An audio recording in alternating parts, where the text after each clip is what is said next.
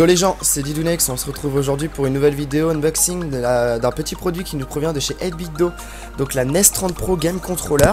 Petite manette assez sympa car elle reprend les couleurs et un peu la forme des anciennes manettes Nintendo. Donc voilà, c'est une manette qui coûte un peu moins de trentaine d'euros sur internet. Je vous mettrai le lien dans la description bien sûr pour trouver cette manette. Et donc voilà, donc on se retrouve tout de suite pour l'unboxing de cette manette.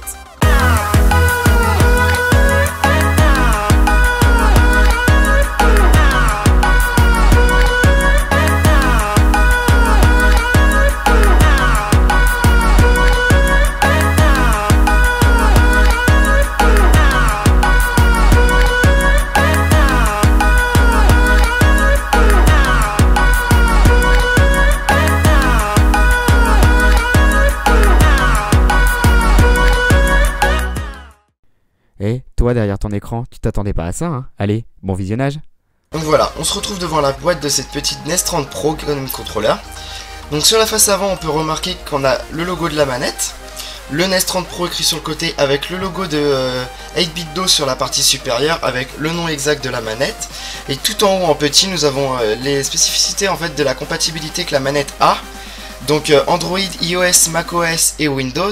Alors ils ont juste marqué ça, mais en fait la manette est aussi compatible Raspberry, du Nano au 2 et au 3, des Nintendo Wii, Wii U et Switch et de la PS3.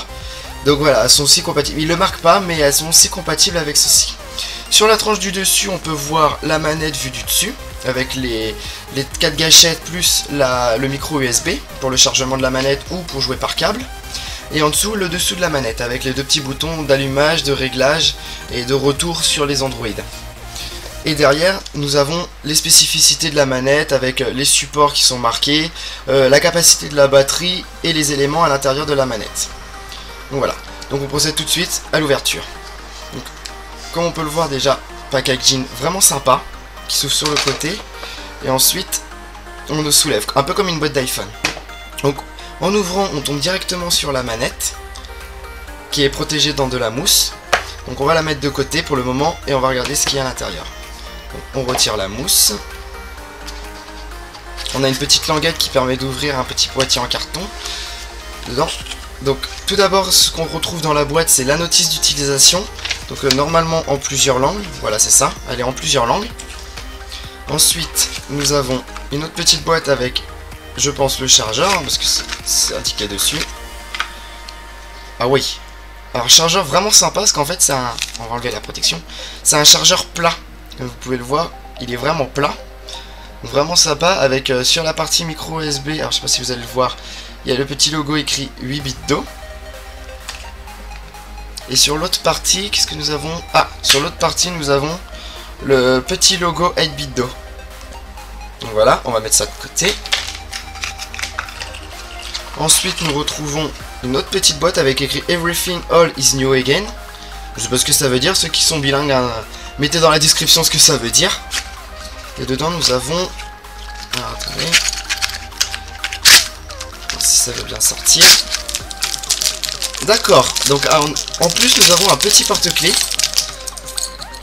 Vraiment sympa. Vraiment très joli porte-clés. Avec une vraie manette, le design d'une manette de NES, après qu'en dessous qui a écrit, j'arrive pas trop à lire, c'est écrit en tout petit, j'arrive pas trop à voir, derrière FC30, avec écrit 8BitDo. Alors un peu déçu quand même sur le porte-clés, pardon, c'est qu'il y a écrit FC30 alors que c'est une manette NES 30 Pro. Cette manette existe en FC30 Pro, donc qui est le même design, mais sauf que la couleur est, on va dire, les couleurs de la Falcom. Donc, assez déçu quand même qu'il y ait écrit FC30 sur le porte-clés. J'aurais préféré qu'il y aurait écrit NES 30 quoi. Bref. Et voici, et on va passer tout de suite à la manette. Donc voilà, manette très sympa, vraiment très belle, avec les boutons, hein, donc les analogues, hein, haut, bas, droite, gauche, droite, les joysticks. Les joysticks ils me font penser un peu à les joysticks de la Nintendo Switch. C'est un peu les mêmes sensations et la même taille que les joysticks de la Nintendo Switch. Ils sont vraiment très très agréables. Donc après Select, Start, A, B et après X, Y. Sur la partie du dessus nous avons L1, L2, R1, R2. Avec le petit micro USB en dessous, au-dessus pardon. Et en dessous nous avons alors le bouton power, nous avons 4 carrés, alors je sais pas trop à quoi ça sert. Ensuite nous avons un petit logo de Wi-Fi et un logo retour. Voilà, donc vraiment une manette très belle. Vraiment une très belle manette. Donc on va tester après sur un jeu. J'essaie de trouver un jeu Android qui est compatible avec la manette. On va la tester sur mon téléphone. Et déjà juste ce qu'on peut voir c'est qu'en l'allumant, voilà. Alors il y a écrit qu'elle s'éclaire bleu. Quand elle est appareillée, elle reste figée bleue. Là c'est qu'elle cherche un appareillage.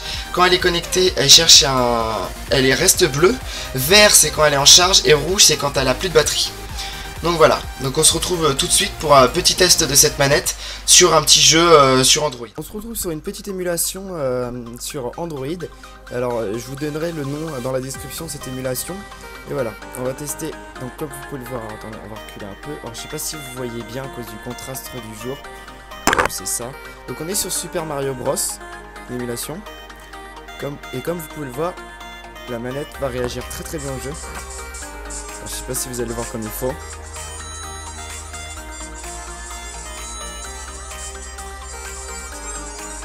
Donc la gâchette fonctionne aussi, hein. Le joystick aussi, vous pouvez jouer avec le joystick. Voilà. Comme vous pouvez le voir, ça marche très bien. Donc si vous êtes dans le train ou des trucs comme ça, et vous voulez vous amuser, vous pouvez toujours télécharger les ROM et les émulations sur Android, même sur iOS, et jouer avec la petite 8 bits d'eau dans le train, en voiture ou n'importe où vous le voulez en fait. C'est vraiment l'avantage de cette petite manette, c'est que vous pouvez vraiment la transporter mais vraiment partout. Voilà, on va arrêter, on va mettre sur pause. Donc voilà, donc manette vraiment très sympa en fait, parce que comme vous pouvez voir comparé à ma main, et pourtant j'ai pas une grande main, on va prendre l'exemple avec mon portable.